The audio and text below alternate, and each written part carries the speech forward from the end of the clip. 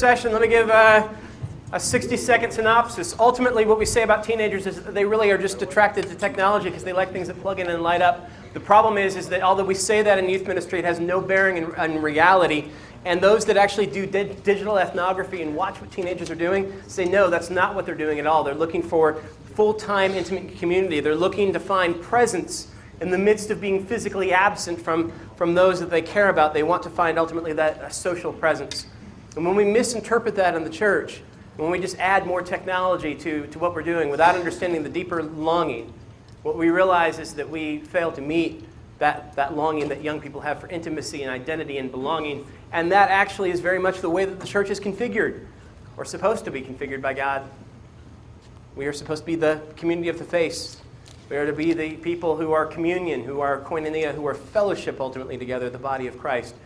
And so social media offers or promises to offer connection that's meaningful, and it often fails.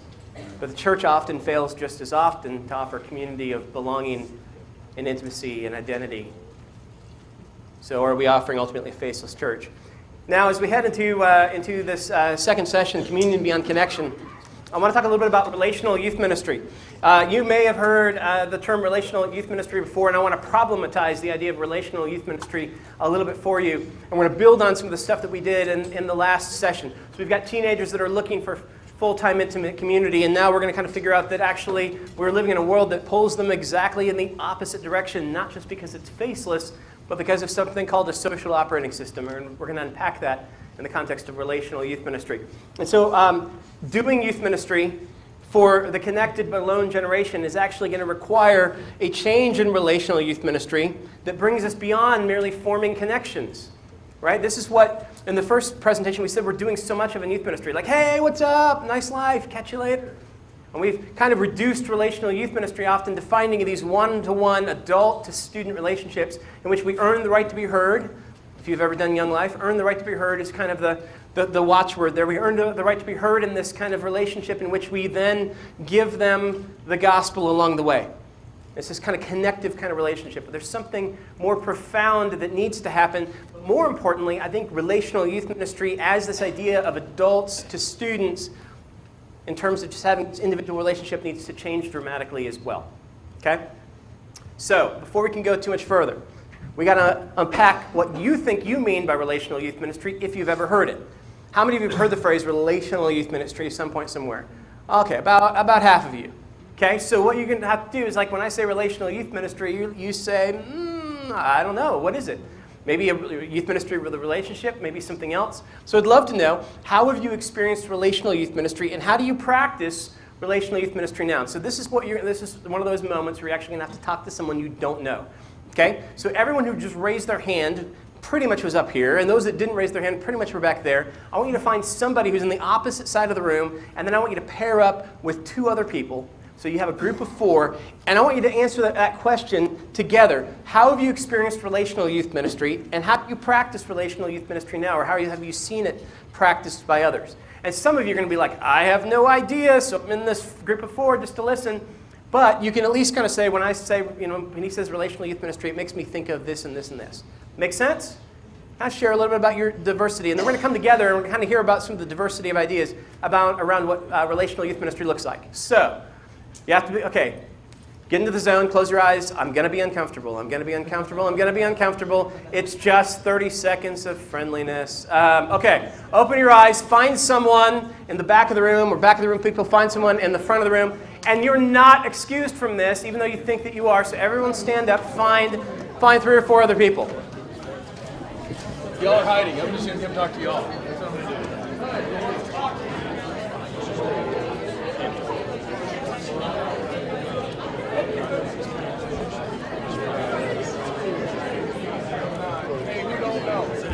Who ain't in the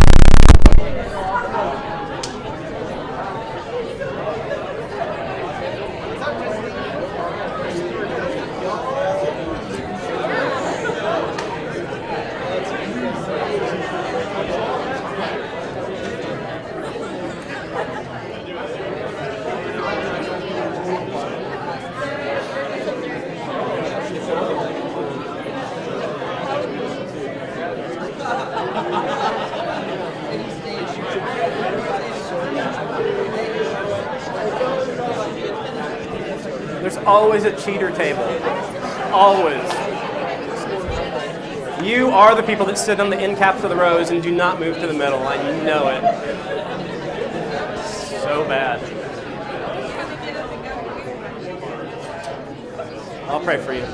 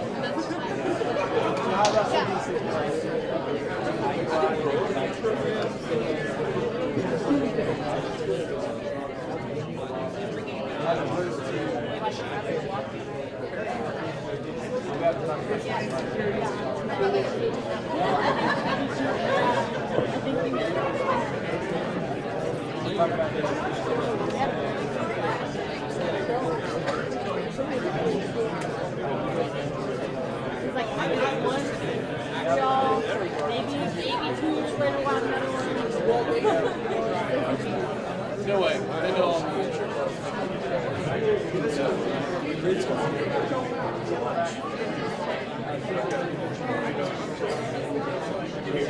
I really think it's this moving beyond the hello and hi and how are you and that mundane. So what I call it, are you staff? Still, it's a lot of it like having kids. Always there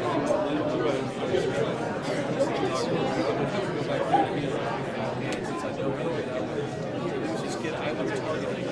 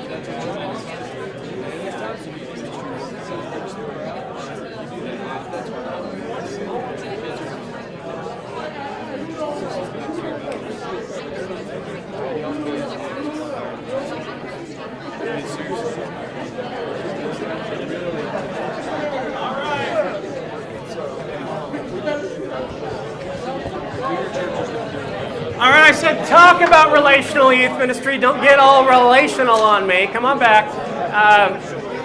Y'all are talking. That's fantastic.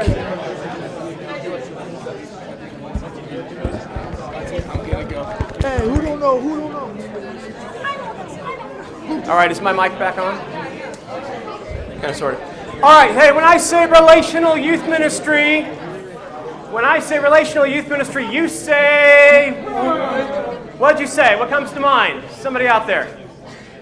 When I say relational youth ministry, the first thing that came to mind for you right there in the hat was relationship. Okay, good. Relational relationship. It's kind of like the goldfish. Like, ooh, there's food, there's food, there's relationships, relational. It's good. Okay, that's not bad. Somebody else. I say relational youth ministry, and you thought about what image or picture did you get in your mind? Huh? Being intentional. Being intentional, what does that mean? Like, whenever you're talking with a student, you're very intentional in listening to them and being present with them. Okay, yeah, trying to be intentional with students, being present with them. Anybody have the idea in mind of, hey, I need to go to students' games or plays and maybe hang out with them, have a Coke, and talk about life? Anything like that? Anybody have that kind of idea? Yeah? Okay. How many of you thought about something else that hasn't been said so far? Yeah? Getting additional people involved so you can actually have real relationships. Yeah, we've got to have volunteers who can be relational with students. We don't want just the UN peacekeepers standing on the side. Some of you have adults that think their job is UN peacekeepers. They're like, hey, what are those kids doing over there? Is there blood? No? All right, we're good. Okay, I got some chaperones like that in youth ministry, but now it's getting people in who actually are in relationship with teenagers rather than just being chaperones on the side. The UN peacekeepers on the side. What else? Other ideas that, yeah? Getting involved in the school as a sub on a day off. Yeah.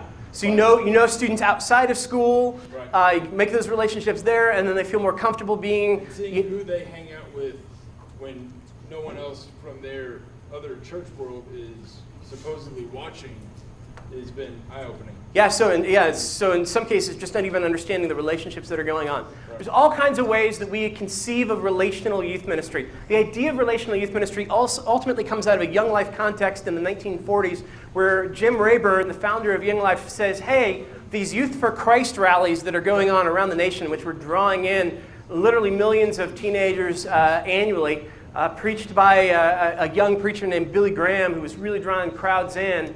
He's like, those are good, but there's something missing there. In these mass events, what ultimately needs to happen is that there need to be relationships formed. And so he has this idea of having clubs and schools and sending adult Christian folks in who will build relationships with teenagers and then invite them to a Bible club and hang out with them and then invite them to a Bible study and to a summer camp and a variety of things. And it works so well that denominations across the nation start picking up that model, going, like, we need to have these groups where we have relational adults or a relational adult, because that's all we can really afford, who will draw these kids in relationship. And this is where these ideas of youth groups ultimately really come to play in denominations. And so youth ministry, as we know it, is born out of a relational kind of understanding that comes from Young Life. But when we bring in the idea of a networked age, then people are like, wow, relational youth ministry in a networked age, what does relational youth ministry look like with social media going?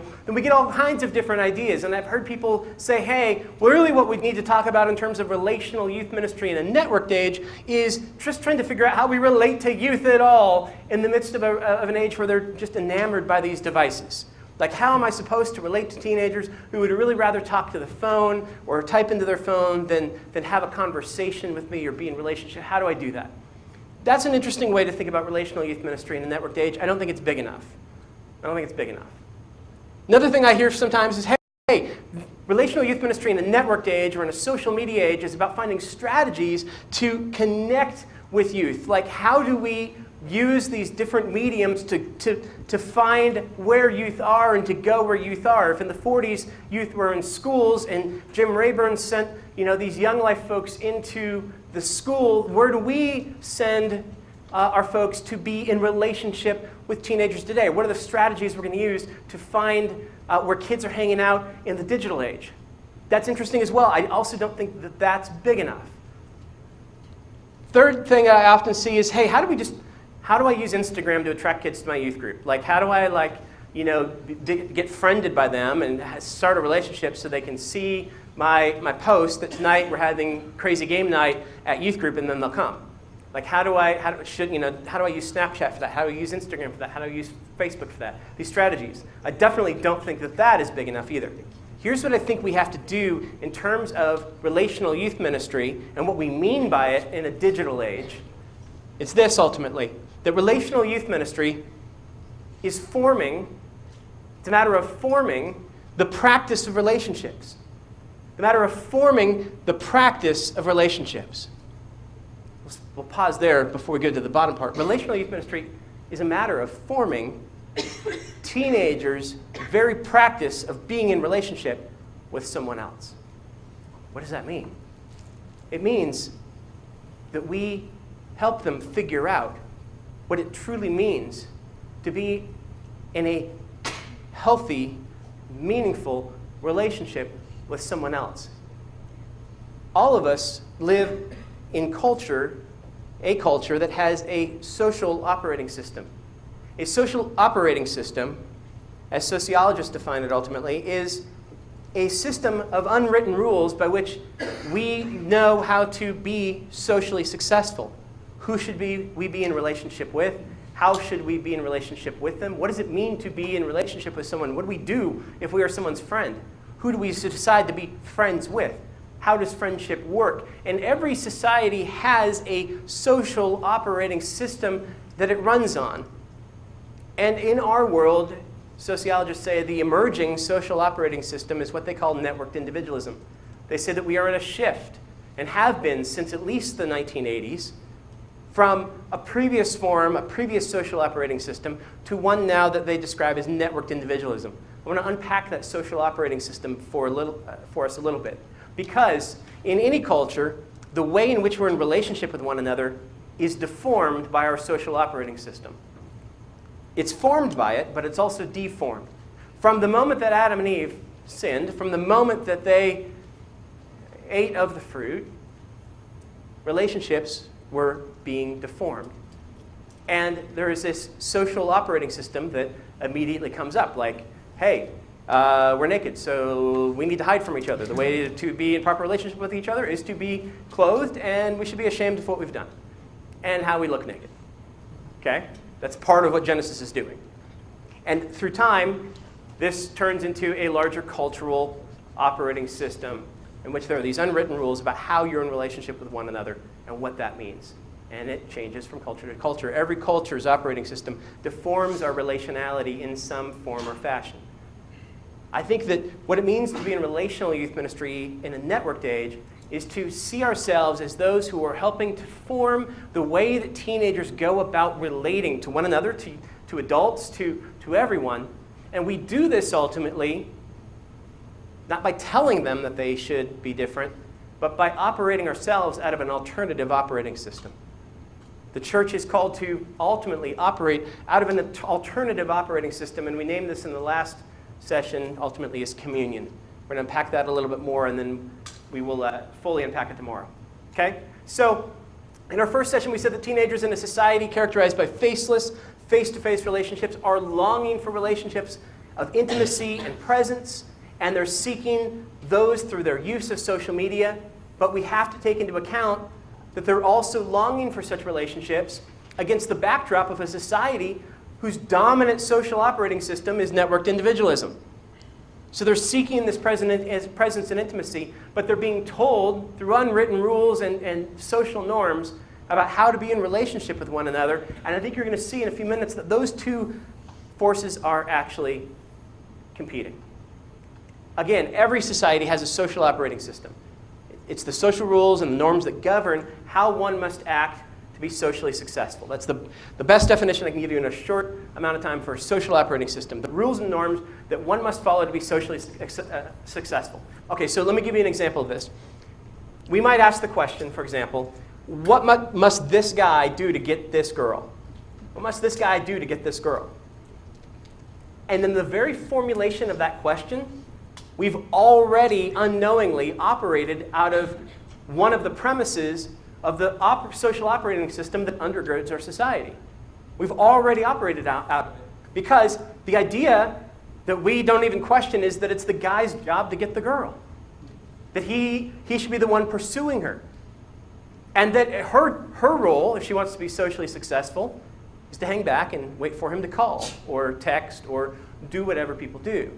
And so even today, you hear parents are like, oh, you're not going to be calling boys. You're not going to be texting boys, right?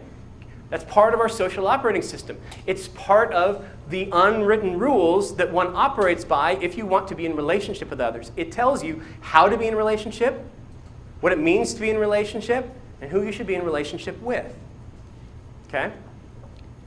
The social operating system ultimately forms how we practice our relationships. And this is why the church actually needs to operate out of an alternative operating system. But as we already saw in the first presentation, what does the church do? We mimic the faceless, face-to-face world that we live in. We seat everybody facing forward like you're at the movie theater. We have 30 seconds of of friendly conversation that really isn't that meaningful. And we continue to mimic the world around us in terms of the operating system even that we flow out of. Okay? So let's unpack this idea of networked individualism, this operating system ultimately that we flow from.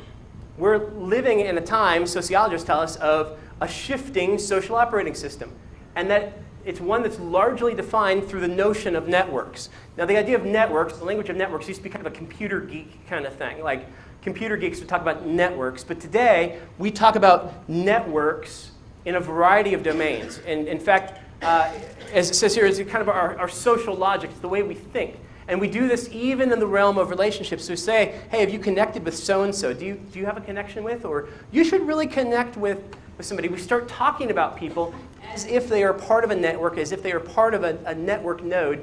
And that betrays this larger idea that we see network as kind of the fundamental unit of relationality. Okay? Therefore, to say that we live, when I say that we live in a networked world, a networked culture, I'm not talking about the use of these devices. We don't live in a networked culture because we all have phones. Rather, these devices help us live successfully as networked individuals in a world that's already networked. Part of the reason that these devices have caught on so quickly is that we have figured out how useful they are to meet the demands of our social operating system. Every social operating system places demands on the people around them. The demand on the girl in the last slide was, don't call the boy. But we have demands that are placed upon us, such as maintain a whole lot of relationships. I'll help you understand why that's a demand in a minute. But guess what this is really good for? Meeting that demand. So to live in a networked culture is less about the technology. It's more about what the culture demands, and we find devices and technology to help us live into that. And so what sociologists say is that we, especially two prominent ones, if you're somebody who's into reading this stuff, Manuel Castells out of USC and Barry Wellman from the University of Toronto are the two that have really pioneered this research. And they started writing about networked individualism long before the internet was in the popular consciousness. They were writing about this in the late 80s. The idea, though, is that we've moved from a traditional community, a family or a village or a voluntary association, a community of a church, to what Castells calls personalized communities embedded in me-centered networks.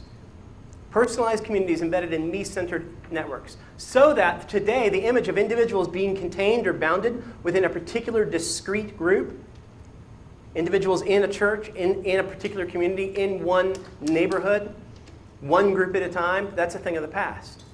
Rather, according to Castells and Wellman, there's been this shift to networked individualism that liberates people from the restrictions of just seeing themselves be bound in one particular grouping.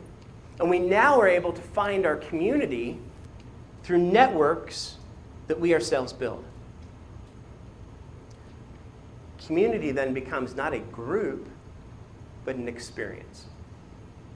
And what Wellman says is community has always been an experience. We just conflated the two. We said, hey, to experience community, you had to be part of a community. You had to be part of a group. But actually, in a networked world, we start to realize that we don't have to be part of a group to experience the social support, the care, the help that community is actually constituted from. So to experience community in a networked world, you build a network of people that give you social support and care, and you decide how and when you're going to give it back. That's very different than being born into a village in which the relationships that you're going to have for your life are already determined for you before you were born. Your family's there, and you can be in relationship with basically anybody that you can walk to. And everybody's in relationship with everybody else. It's a tight-knit network. If I start having a problem, what was your name again? It was Logan?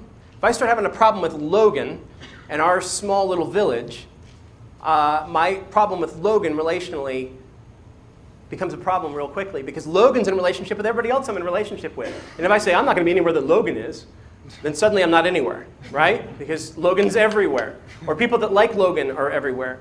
We have this problem. But in a networked world, in which I decide whom I'm in community with, who are actually my friends, who are the people that I connect with, if Logan says something that offends me, I can cut Logan out and nobody will even know. Nobody cares, because it's not tightly knit, it's sparsely knit, and I built it. Let me give you an example of what this looks like. And I know some of you are going like, I'm not following. So let's talk about Rachel. Rachel is a 10th grader in a small school in Tennessee. She goes to the same high school that her parents and grandparents went to, and it's in this little farming community. It's the quintessential tight-knit village where everybody knows everybody and everybody's in relationship with everybody else. And I went and mirrored Rachel for a day at school, and she introduced me to all her friends at the lunch table and figured out where she sits in the cafeteria, where she is in the pecking order and that kind of thing. You know, there's the cool side and the not cool side, all that kind of stuff. And as we left lunch, she says to me, well, you should know those aren't really my friends. Those are my lunch friends. I'm like, what do you mean your friends? Like, well, what do you mean by that? She's like, well, like, you know, my friends. Like, I'm like, well, who are your friends? She's like, you know, the people that I like really want to be friends with. I'm like, well, but who are they?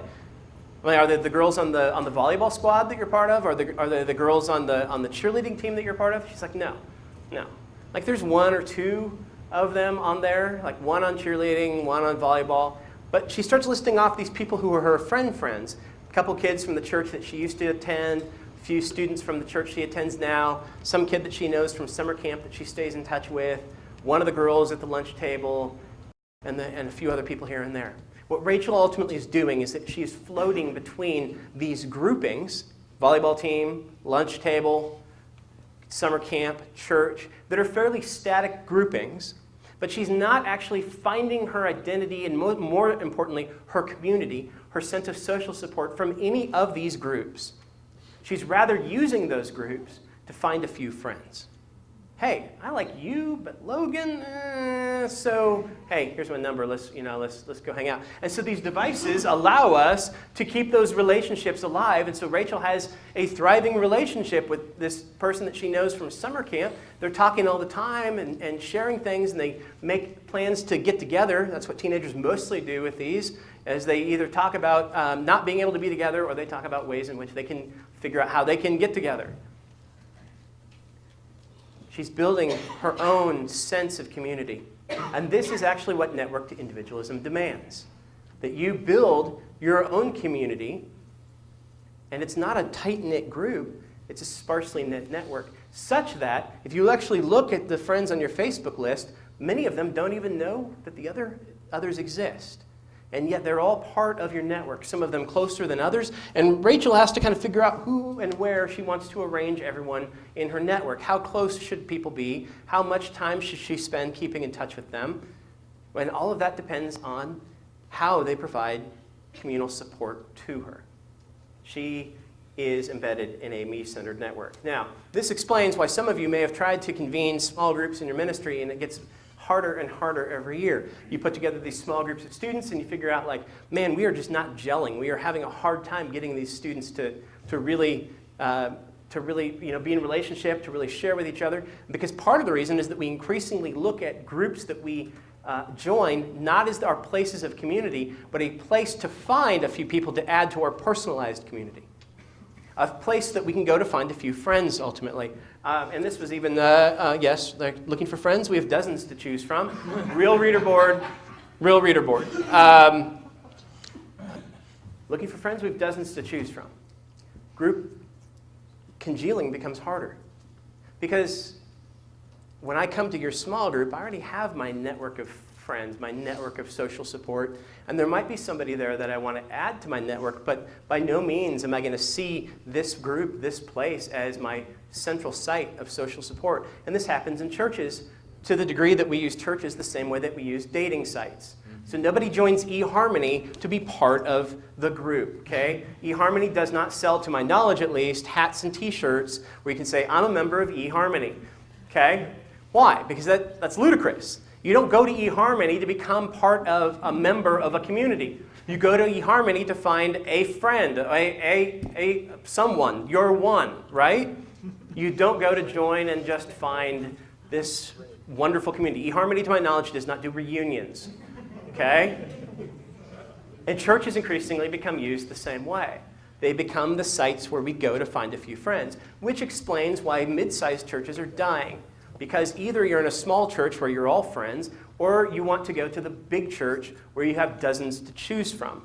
Okay? Nobody wants to go dating on the small site. You want to go to the big ones, Match, Harmony, whatever the other ones are, because you've got more people to choose from. And the same thing becomes true for the church ultimately. Now, there are some demands of this networked individualist world in which we don't just join a static group and their experience community. We have some demands if we're going to live in this kind of operating system. And the first demand is that we have to build our own network. You cannot expect in a networked individualist world to walk into a church, to walk into a bowling league, to walk into any kind of voluntary association and instantly find community and social support just because you're there, just because you're part of the member. You're going to have to build your own network. You can go to the bowling league, but you're going to have to find people to add to your network. You're going to have to work at doing that. And guess what? As soon as they are added to your network, they can just as easily leave. So you got to build your own network. You got to figure out what kind of social support you need, and you got to figure out how to attract people to be part of your network. You don't want to be on the fringe of everybody's network. You want certain people close to you, and now you got to maintain it. People can leave at the drop of a hat. People can decide not to be part of your network or push you to the edge of theirs. So you've got to maintain your network. You've got to figure out a way to be entertaining enough or interesting enough to keep people interested in being close to you and providing the social support that you need. Or you might need to be useful enough to them to make them want to be part of your network and for you to be part of theirs. The third demand of networked individualism is that you've got to grow your network big. You've got to grow it big because everybody provides you some different form of social support. You can't just have your math friends, right? They want to help you with your math homework. Because if you just have math friends, who are you going to hang out with on Friday night, right? You don't want to hang out with math friends on Friday night. Sorry, math friends. Okay, so you got to grow your network big because everybody provides a different kind of social support to your network. So you've got to choose who you're going to put ultimately in your network. And that means that you also have to be selective because you will, throughout your day, run into a variety of people, hundreds of people even, that you could be potentially in relationship with, that could be part of your network. And you've got to be selective about how close you hold people to you because you do not have enough time to be spending on constantly messaging a whole host of people. The average teenager in America right now sends and receives 100 text messages a day. That's the average, 100 text messages a day. Imagine passing 100 notes under your desk during math class. Like, how long you would be in detention. Long time. But most of those messages are between 3 and 5 close, intimate friends. 100 messages back and forth between 3 to 5 different friends, back and forth, back and forth, back and forth. You've got to be selective about who is close to you because you don't have a whole lot of time. And these four demands again, build it, maintain it, grow it, be selective about it. These four demands create certain effects in the lives of young people, and all of us, truly. But it's easier to talk about young people because then we don't have to feel like we're pointing the finger at ourselves, right? And the first effect that a networked individualism has on teenagers is it creates fear and anxiety. Okay? The demand to build your own network, results in fear and anxiety. Why? Well, it was recently reported that teenagers in a study about mobile phones said that they literally felt fear and dread at the prospect of not being able to access their cell phones. And the news media concluded that this is because teenagers are addicted to their phones.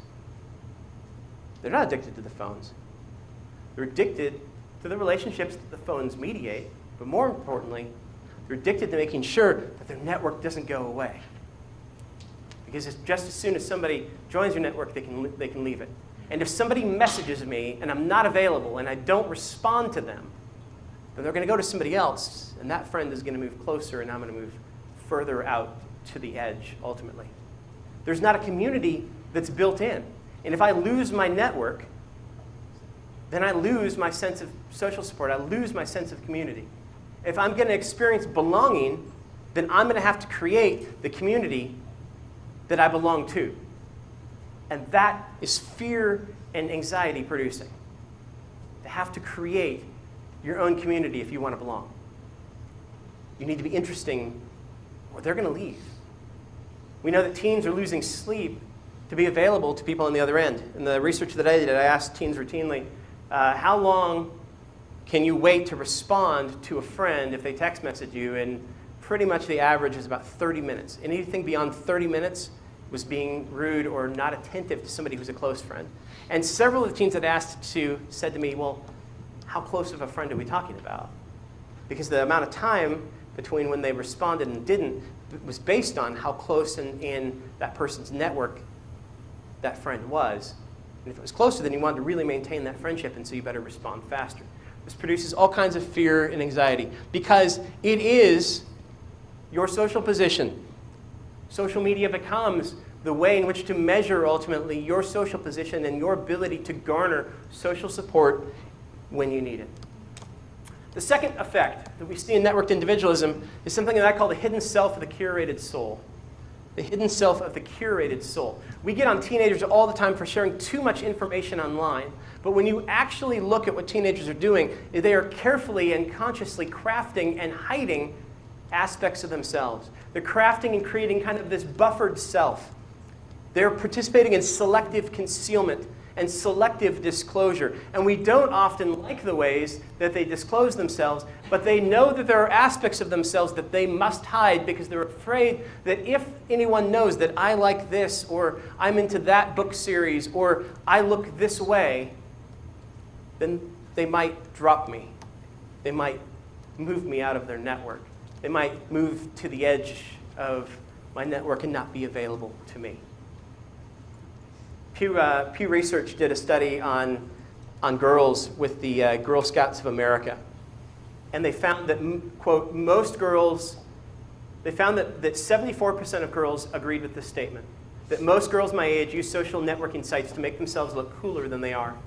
They also found that girls attempt to manage their social image on social networking sites by downplaying their intelligence, hiding their intelligence, because that is what people considered cooler ultimately. Or you can see this quote here, you need to pretend that you're something that you're not online. Or the idea that if you put a photo up and it has less than 20 likes in a certain amount of time, then take it down.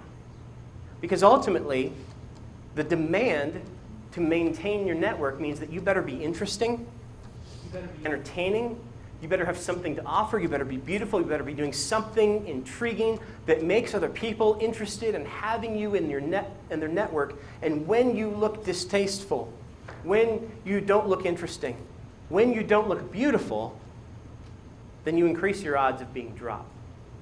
In 2011, Instagram grew by 11,000% in 1 year. 11,000% in 1 year. Why? It did the same thing that Facebook did. You could share photos on Facebook in 2011. You could tag people. You could do all the same things that Instagram could do, with one exception: filters. And with a flick of a finger on Instagram in 2011, they introduced a feature that did something very valuable for young people in the midst of trying to hide the unprettiness of themselves. Swipe, and I can make any image look great. Oh, not that filter. Oh, that filter. Boom, filters. And now I don't have to take 40 selfies anymore to get a good one. I can take 7 selfies, that's the average now. 7 selfies for every one that you're willing to post online. Those people are more beautiful than people I know because we take a lot more than 7. And then you can swipe your filter and you can put it online because it helps to ultimately hide the self. Teenagers are constantly involved in hiding who they are because they are afraid of their network falling away. And this ultimately prevents true intimacy. Remember in the first session, we're like, look, teenagers are looking for intimacy and belonging and identity. They're looking for someone who knows what it's like to be them. And yet we get into the demands of networked individualism. And networked individualism is saying, look, if you're really going to experience community, if you're really going to experience social support, then you're going to have to look perfect, look right, look good, sound good, and you better hide those aspects of yourself that might be unattractive. And this explains the rise of Snapchat. Snapchat. We love to vilify Snapchat. The media loves to vilify Snapchat. Adults love to vilify Snapchat because Snapchat makes no sense. It's clear to us that Snapchat can only be used for one thing. Snapchat. You take a picture, you send it to someone else, they can view that picture for between 3 and 10 seconds, although now they have unlimited and that's a whole other story. But 3 to 10 seconds, and then that image disappears. And as adults, we go, what world could that be used for? Why would anyone want to take a picture that disappears after 3 to 10 seconds? Oh, I know why. No, we're not having Snapchat in our house because Snapchat clearly is attractive to teenagers who want to take nude and opposite of prude, prurient, nude and prude. I might need to start a clothing line. Somebody copyright that, nude and prude. Take pictures of themselves that are inappropriate, send them to someone else, and then they can disappear. The problem is that that's not actually what teenagers are doing with Snapchat. Some adults do that with Snapchat, but for the most part, teenagers aren't. And there's research out of the University of Washington now and several other places that actually show very low levels of Snapchat users are actually using it for sexual or other kinds of means. Rather, the attraction to Snapchat in a world where you have to look perfect, look good to maintain your network, Snapchat provides you an opportunity to be yourself. And so there's a real big difference between Instagram and Snapchat. Both of them have filters. Instagram makes you look amazing. And then you post those photos and they stay there and they get comments and likes and little frilly hearts and all kinds of other things. And they're there forever. And people come to your profile and they see them. And you better look good. But on Snapchat filters are full of ridiculous things that, like, antlers and, cute little ears, and you're like, whoa, it doesn't make anybody look good. Snapchat's about being silly. Snapchat's about being actually candid, in the moment, being yourself, because you can send that to a friend and it will disappear. It's not going to get comments. It's not going to degrade the quality of your network by people going, oh, you're like ridiculous. And so actually it gives teenagers a freedom to be themselves that they don't find in the rest of social media. We tell them all the time that what you put online stays forever. And they already know that because they're afraid of what they've put online not meeting the approval of the people they're actually looking to get attention from. And so they turn to things that will allow them just to be themselves. Third effect of networked individualism, partial relationality. Teenagers are looking for full-time, intimate community, but the demand of networked individualism to grow your network big, grow a big network, have all kinds of different social support, leads students ultimately into this partial relationality. Again, I've got my math friend, and I got my Friday night friend, and I got my church friend, and I got my summer camp friend. Wherever I find myself, I've got somebody else who's providing a different kind of social support for me. I got people that help me with my homework. I got people that help me with my fun stuff on Friday nights. I got people that help me think about God. I've got all these different forms of social support, but because I have so many different people that I'm constantly trying to be in relationship with, and I'm trying to maintain the network and make sure I keep them close, that the only option you have is to be in partial relationship. And so research has shown, and this is one of those, that over the last 30 years, the number of relationships that we have has grown, but the number of deep, intimate relationships we have has shrunk to almost zero. Most people today report less than 2 intimate friends, close friends, but we have dozens of relationships. In the 1990s, there was a book that was written called The Saturated Self, in which the author was saying basically that we're headed to this place in which we are saturated with relationships and we won't have time or ability to actually be in relationship with anyone because we're in relationship with everyone. This is in the 90s, and today we're increasingly seeing that happen.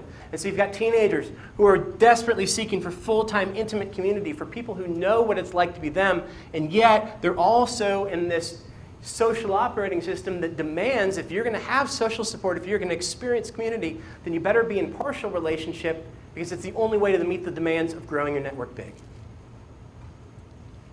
And the last thing, the last effect that we see with networked individualism is that it ends up creating instrumental relationships. We decide who our friends are based upon their usefulness. And we have codified this to a huge degree. Howard Rheingold says this: tune your network by dropping people who don't seem worth spending attention on regularly. Follow people only if paying attention to them increases your knowledge or inspires you or amuses you. In the networked world, we seem to increasingly pursue relationships as consumable commodities of the self. What do I need? Oh, he has what I need. Therefore, I will be in relationship with this person. You don't have anything I need? I might wish you happy birthday on Facebook. Oh, Facebook does that automatically for me now? All the better. Because I might need to be friends with David at some point down the road. I might need to call in a favor. But he's not worth spending my time on. So let's kind of leave him languishing out there with my other 1,000 friends. Instrumental relationships, partial relationality, hidden self of the curated soul, and the fear of losing the network. I wonder which of those you see most with the teenagers with whom you minister. Or maybe the better question is, which of those do we actually see for ourselves? So we came from seeking presence and intimacy. And teenagers are looking for that. But they have to meet the demands of networked individualism. And that pulls us away from actually that presence and intimacy that we actually seek. So relational youth ministry, come back where we started this session, relational youth ministry is actually about forming the practice of relationships. It's about helping teenagers to operate in their relationships in a way that defies the dominant operating system, that helps them escape from the demands of networked individualism and the effects that it has on them. It says, hey, wait a second. I'm not just friends with you because you're useful to me. We're in relationship because you're a child of God and so am I. We have to actually operate from a different operating system, a different way of relating. We can't just change stuff on the surface. We have to change the very demands of the operating system that we're holding to. I'm going to make the argument in the morning that communion represents the social operating system of the church. Far from a meal that the early church ate, communion was an operating system out of which their relationships were normed. And the elements of the Lord's Supper called them back to that. We're going to go to 1 Corinthians 10, 11, and 12. We're going to take a look at what Paul says about the Lord's Supper. Because he says, you are the koinonia of Christ. You are the fellowship of Christ, or more appropriately, you are the communion of Christ. And he says to them all of this in the context of comparing what they do to the idol feasts of Corinth. And he says to them, if you look carefully in 1 Corinthians 11, he says to them, you say you're eating the Lord's Supper, but you're actually just operating according to the demands of your own supper, according to the old operating system of Corinth. You need to operate differently. If we want our teenagers to be able to meet the demands of networked individualism, they're going to get sucked in. And they'll operate in relationships just as it demands. Not all of networked individualism is bad, but there's a whole lot of it that pulls us into a place that is far from the kind of relationality to which we're called. But if we as a church, not just individual youth ministers, not just the youth staff, if we as a church operate out of a different kind of relationality, in which people's value doesn't come from their usefulness, in which you're excluded or included not based on your ability to entertain or to contribute, but because of your status as a child of God. We can operate it as a community together, truly out of that. The teenagers are going to see something that not only is configured to be what God wants us to be, but meets their deepest longings for belonging and intimacy and identity. That's not going to happen by putting screens on the wall. Doesn't mean the screens are bad. The screens aren't going to meet those deep needs. It doesn't mean that Instagram is gonna fix it, or any kind of social media. It doesn't mean it doesn't mean that we have to stop using those things. It's that there's a deeper calling that we've missed. I use all kinds of technology in the ministry I do with teenagers. But if we're going to be relevant to their needs, then we have to be configured in relationship the way that God has called us to be.